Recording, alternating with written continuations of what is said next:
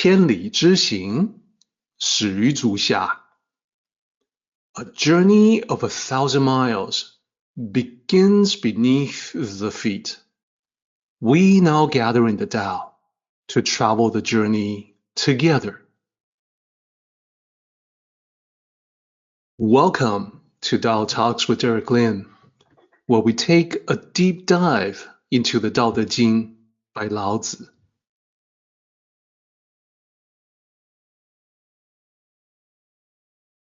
I would like to extend a warm welcome to you.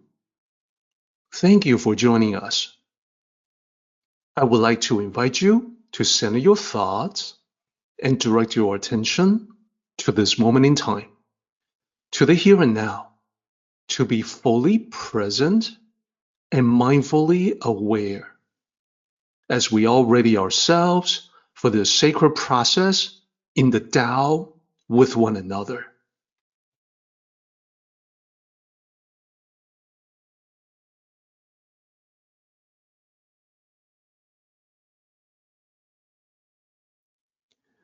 Here's how the table is laid out. We have the 4 rows representing the 4 tiers, from the highest to the lowest. Each one is a type of governance, and people react differently to it. First, in the highest tier, we have unattached governance. It is called that because the Tao-centric ruler who follows the principles of the Tao will also understand Wu Wei and adhere to that. This means taking the best possible actions without attachments, to flow naturally with the Tao. So people are then able to work on their own stuff because the ruler has created a protected environment where it is possible and even easy to be productive. So people are busy working on their own things. They don't think about the ruler all that much. They don't know what's been done. And alternatively, the ruler who works in seamless ways can simply make resources easily available. Point them out for the people so they can tap into those resources to build whatever tools they may need. So what people do as a result of all this is that they move toward greater self-sufficiency. They become more self-reliant. While doing so, they are not aware that the path was paved for them. They take what has been done by the ruler for granted. So just like the Tao itself, think about how the Tao is ever present. It's always there. It's always in plain view, but usually taken for granted. The unattached governance is like that. It's there in the background, but many people are not aware of it. So the topmost level unattached governance is what happens when the wise ruler uses the Tao to govern. I have the character for the Tao to the right of this row in the table. So let's go one tier down to the second level, not the highest, but the high. This is popular governance. This is what people like, what people will say good things about. So what people think is that they are appreciative of all the good things that the ruler has done for them. They are aware of what the ruler has done, whereas in the level above, they are not. And this is why it is popular. People like it, gravitate to it. It is not a bad thing at all. People express their gratitude. They talk about how lucky they are to live under such a great ruler. But this type of governance, as I mentioned, has the possibility of being transient. Good things tied to one person may last only as long as the person lasts. And the person can change. What if, for whatever reason, the ruler changes his or her approach or passes away, and the one who inherits that power is not well liked? So this cannot be the best from the Tao perspective if the goodness is dependent on the person. Nevertheless, while the king is alive, the good king, life is also good for the subjects of the kingdom.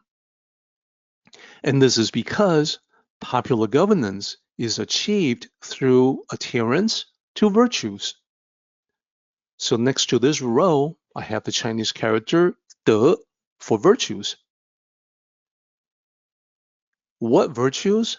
Well, we can talk about virtues like patience, temperance, courage, justice, kindness, generosity, humility, honesty, and so on.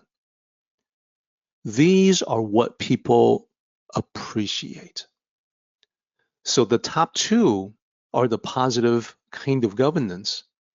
We now move into the negative kind, starting with oppressive governance.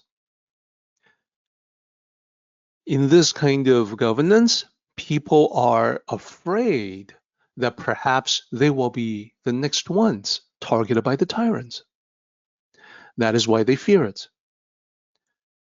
It uses the laws and regulations as a tool to suppress and oppress, to keep people in line, to keep people down. Elsewhere in the Tao Te Ching, Lao Tzu has pointed out that the more numerous the complex the laws becomes, the more burdensome and bureaucratic the governance will be.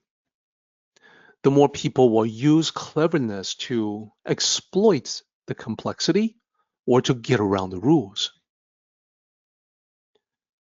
What people do, generally speaking, aside from the exploitation, is evasion. They avoid having anything to do with the government. They evade as much as possible. Overall, we can see the oppressive governance is achieved through the use of restrictive laws. So I have the character for laws next to this row. This kind of governance is based on crime and punishment. And of course, being against the tyrant is a crime in itself, punishable by death. Now, the bottommost row, the lowest tier, is incapable governance. This is where the ruler is so ineffective and disliked by all.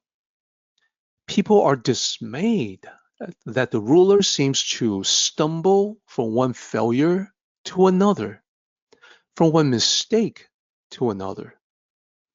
The ruler is ineffective because he lacks the wisdom of the Tao, the goodness of virtues, and doesn't even have the severity of the laws. That is why people are contemptuous. They can tell this type of governance has no ideas, no clue whatsoever. That is why they oppose, mock, and insult such a ruler. They express their disdain. They ridicule the ruler's lack of capabilities and effectiveness. So what does incapable governance use? Nothing. It is literally incapable of utilizing the Tao, virtues, or the law to govern. And that is the core of the issue.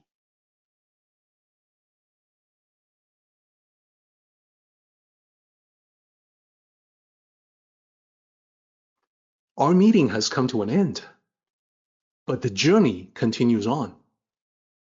Until next time, may the Tao fill you with peace and happiness.